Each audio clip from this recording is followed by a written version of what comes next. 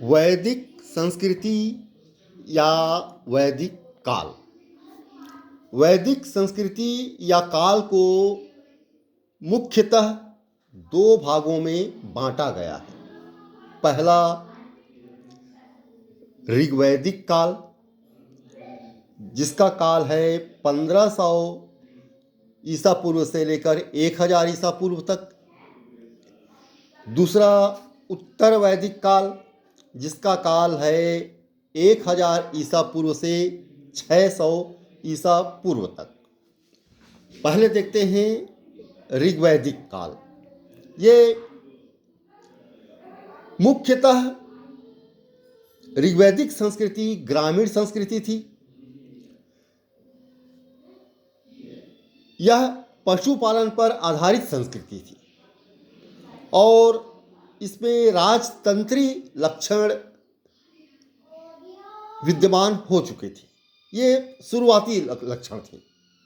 राजतंत्र का आरंभ इस काल में हो चुका था, छोटे छोटे रूप में, एकदम एक सीमित रूप में।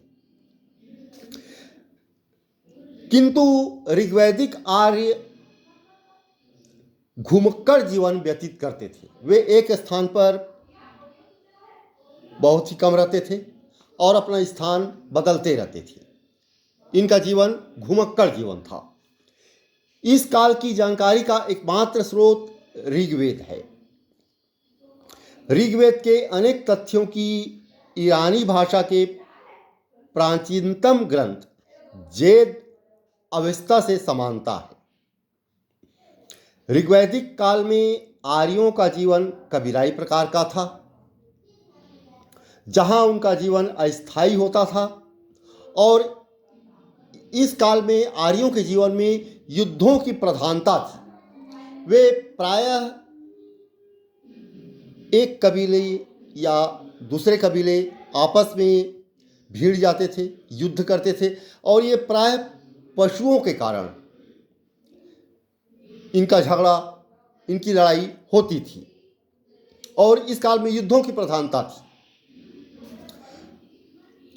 ऋग्वैदिक आर्यों का मुख्य व्यवसाय पशुचारण था। कृषि की शुरुआत हो गई थी, लेकिन कृषि का स्थान गौड़ था। इस काल में आर्यों का समाज पुरुष प्रधान समाज था। उनके जीवन में घोड़े का सबसे अधिक महत्व था। चूंकि वे घुमक्कड़ जीवन व्यतीत करते थे, इसलिए घोड़ों का उनके जीवन में विशेष महत्व था। पालतू घोड़े का उपयोग पहली बार ईसा पूर्व 6वीं सहस्राब्दी में काला सागर और यूराल पर्वत के क्षेत्र में किया गया। यूराल पर्वत से घोड़े की 60,000 अस्थियां प्राप्त हुई हैं। इनका भौगोलिक विस्तार देखा जाए तो ऋग्वेद में उल्लिखित 7 नदियों सिंधु, सरस्वती, सतलुज, ब्यास, रावी, झेलम एवं चिनाब, इन सब के आधार पर आर्यों के निवास क्षेत्र को सप्त सैंधव प्रदेश कहा गया है। सतलज नदी से लेकर यमुना नदी तक के क्षेत्र ब्रह्मवर्त के नाम से जाने जा गए हैं। मनुस्मृति के अनुसार सरस्वती एवं दृष्टवती नदियों के मध्य के क्षेत्र को ब्रह्मवर्त कहा गया है। वैदिक सभ्यता भारत की एक प्राचीन सभ्यता है, जिसमें वेदों की रचना हुई। वेदों की रचना वैदिक काल में ही हुई थी। वैदिक शब्द वेद से बना है, जिसका अर्थ होता है ज्ञान। गंगा एवं यमुना के द्वाब तथा इसके सीमावर्ती प्रदेश जो आर्यों के आधिपत्य में थे, वे ब्रह्मर्षि देश के नाम से जाने गए। बाद के वर्षों में आर्यों का आधिपत्य अथवा विस्तार संपूर्ण उत्तर भारतीय क्षेत्रों में हो गया, जो आर्यावर्त के नाम से जाना गया। ऋग्वेद में पाकिस्तान व अफगानिस्तान की नदियों कुंभा, क्रुमु गोमती एवं स्वास्तु इत्यादि का उल्लेख मिलता है, जिससे पता चलता है कि अफगानिस्तान आर्य संस्कृति का ही अंग था। इस प्रकार आरंभिक आर्यों का निवास पूर्वी अफगानिस्तान, पाकिस्तान और भारत के पंजाब, हरियाणा तथा पश्चिमी उत्तर प्रदेश आदि में था। ऋग्वेद में हिमालय पर्वत एवं इसकी एक चोटी मुजवंत का भी उल्लेख है।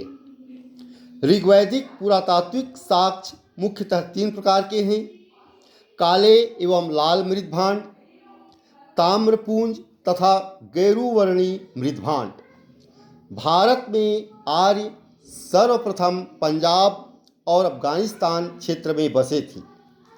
वैदिक ग्रंथों में 31 नदियों का उल्लेख मिलता है, जिनमें से ऋग्वेद ग्रंथ में 25 नदियों का उल्लेख प्राप्त होता है, किंतु ऋग्वेद के नदी सूक्त में 21 नदियों का उल्लेख है, जिसमें सिंधु नदी का सर्वाधिक उल्लेख है। यह सिंधु नदी आर्यों की सबसे प्रमुख नदी थी।